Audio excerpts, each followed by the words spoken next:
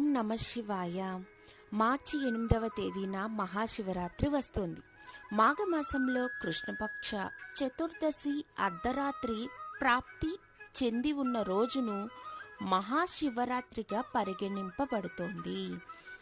అమావాస్యకు ముందు వచ్చే కృష్ణపక్ష చతుర్దశి నాడే శివరాత్రి జరుపుకోవాలని శాస్త్ర నిర్ణయం. అభిషేక ప్రియుడైనటువంటి శివుడికి ఇష్టమైన రోజు కాబట్టి మహాశివరాత్రి మహాశివుడు లింగాకృతిని పొందిన రోజునే శుభరాత్రిగా జరుపుకుంటాం.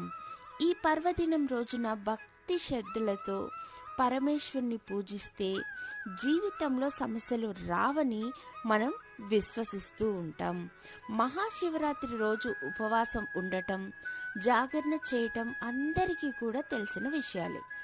ఎంతో మహిమాన్వితమైన ఈ మహాశివరాత్రి లోపు కొన్ని వస్తువులు తెచ్చిపెట్టుకుంటే ఆ వస్తువులను బట్టి మనకు అదృష్టం పెరుగుతుంది, అంతులేని ఐశ్వర్యం ప్రాప్తిస్తుంది. శివుడి అనుగ్రహంతో పట్టిందల్లా బంగారం అవుతుంది, దరిద్రం వదిలిపోతుంది, కష్టాలన్నీ పోయి జాతకరీత్యా ఉండే దోషాలు పోయి మీరు అపర కుబేరులు అయ్యే ఛాన్స్ అనేది రాబోతోందనే చెప్పాలి. ఈ శివరాత్రిలోపు ఇంటికి తెచ్చుకోవలసిన 6 వస్తువులు ఉన్నాయి. అవి ఇప్పుడేంటో తెలుసుకుందామా? 1. దక్షిణావృత శంఖం. ఇంటికి తెచ్చుకుంటే చాలా అదృష్టం కలిసి వస్తుంది. దక్షిణావృత శంఖం ఎంతో ప్రత్యేకమైనది. దీనిని శివరాత్రిలోపు ఇంటికి తెచ్చుకొని పూజ గదిలో పెట్టుకుంటే లక్ష్మీదేవి ప్రసన్నం అవుతుంది. ఇకపోతే 2. శివుడి చేతిలో ఎప్పుడూ ఒక డమరుకం ఉంటుంది కాబట్టి శివుడికి ఎంతో ఇష్టమైన మహాశివరాత్రి లోపు ఒక చిన్న డమరుకాన్ని తెచ్చుకొని పూజ గదిలో పెడితే శివుడి అనుగ్రహం వల్ల మనకు ఐశ్వర్యం ప్రాప్తిస్తుంది. ఇంకా 3. త్రిశూలం అంటే శివుడికి ఎంతో ఇష్టం కాబట్టి శివరాత్రి లోపు ఒక చిన్న త్రిశూలాన్ని తెచ్చుకొని పూజ గదిలో పెట్టుకుంటే పరమేశ్వరుడి యొక్క అనుగ్రహాన్ని పొందగలం. ఇక 4. గోవు బొమ్మ.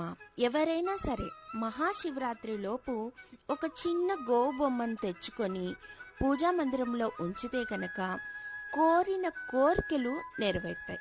గోవు సాక్షాత్తు లక్ష్మీదేవి యొక్క స్వరూపం కాబట్టి ఎవరైతే మహాశివరాత్రి లోపు గోవు బొమ్మను ఇంటికి తెచ్చుకుంటారో వారికి సకల సంపదలు సిద్ధిస్తాయి. అలాగే మహాశివరాత్రి లోపు గవ్వలు, గోమతి చక్రాలు, తామర గింజలు వంటి శుభప్రదమైన లక్ష్మీపదమైన వస్తువులను ఇంటికి తెచ్చుకుంటే లక్ష్మీదేవి యొక్క అనుగ్రహం కలుగుతుంది. చివరిగా రుద్రాక్షలు మరియు నందీశ్వరుడి యొక్క బొమ్మ.